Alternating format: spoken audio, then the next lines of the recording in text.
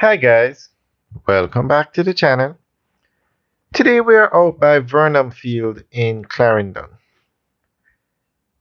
And here is the longest runway in Jamaica. It's not an active runway. It was used back in the 1940s by the US Air Force. They actually built the runway and they had an airport out here. Now I want to ask you guys a question.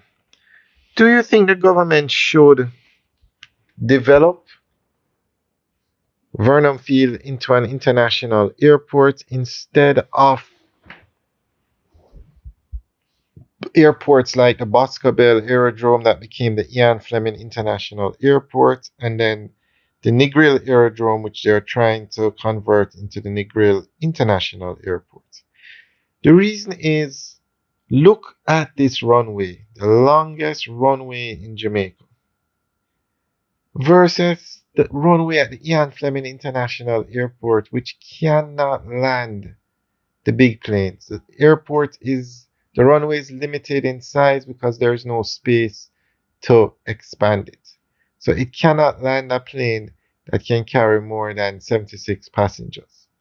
While this runway now could be extended, this airport, Vernamfield, sits on 2,000 acres of land.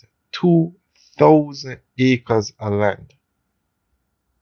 You could build the largest airport in the Caribbean here, and probably one of the largest in the world. Well, airports have gotten very large now, but definitely this should be discussed by the government, seriously discussed. There have there has been a lot of discussion about building a logistics hub out here, an air cargo facility, but I think we need an international airport here and then have a rail service from Vernamfield to all the parts of Jamaica. Have highways leaving from here to all major towns in Jamaica. This airport could be larger than the Sangster International Airport. And the tourism industry in Jamaica is growing.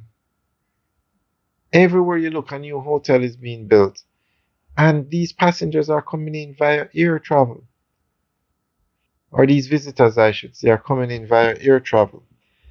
And as well as the Sangster International Airport does, there is a limit because that airport is also constrained by space.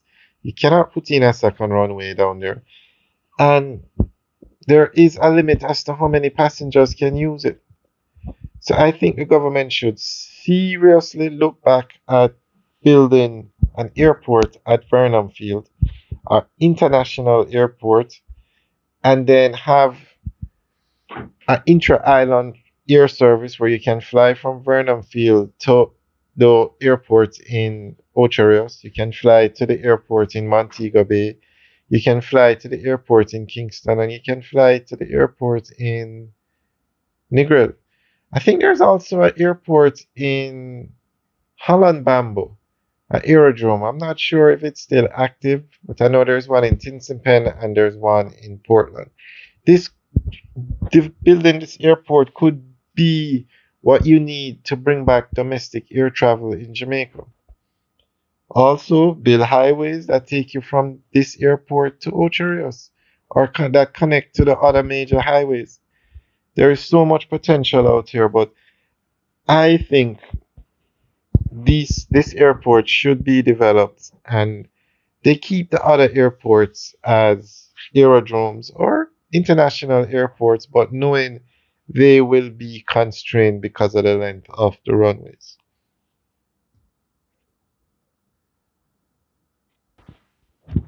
Now, when this facility was up and running it opened in 1941 and closed in 1949. This facility had three runways. Remember, this airport sits on 2,000 acres of land. It had three runways, the longest being 6,000 feet.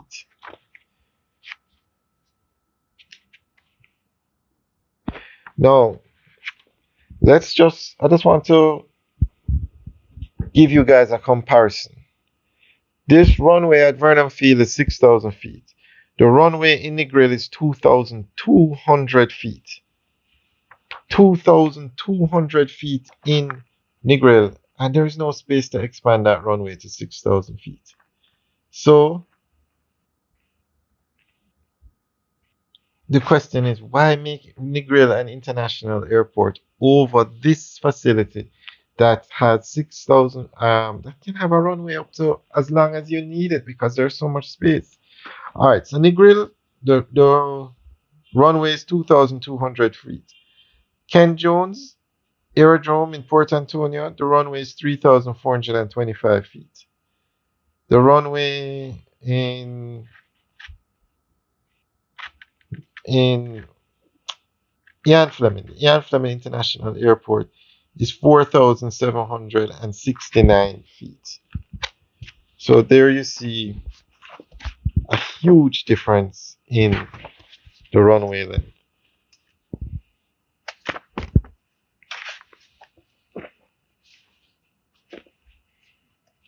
The runway at